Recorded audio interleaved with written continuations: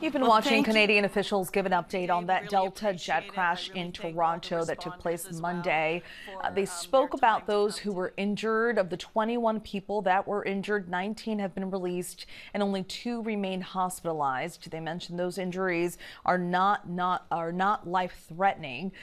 And they also mentioned the weather. You can see there the runways are covered in snow, 2 feet of snow that they received in the days leading up to the crash. Airport officials also reiterated that air travel remains the safest form of transportation. They say they were 4 crew members on board, 76 passengers as well. All of them said to be okay. 2 people remain in the hospital. I want to bring in transportation reporter Sam Sweeney along with the veteran airline pilot Douglas Rice to talk about this. Sam, you were listening in. We still have a lot of questions. What caused the fire as the plane was landing? What caused the plane to flip? How long did it take to get people out? But what stood out to you from this press conference? Look, they are not giving a lot of answers. They are deflecting this to the investigators, which is normal.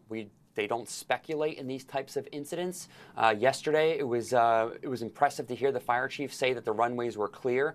They did tell us the weather was clear at the time, but they did get a lot of snow, much more than normal.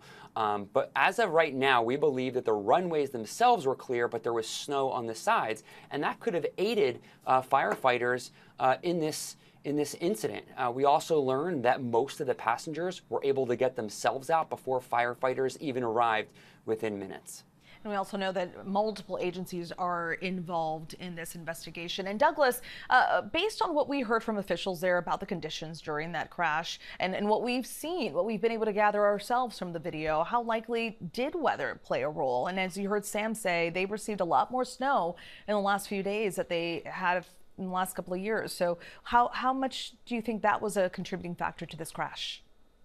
I think it's a small factor, but yes, the runway did show that they had compacted snow and ice on the runway. They had treated the runway, and that was doing its best to allow landings to continue at a safe pace.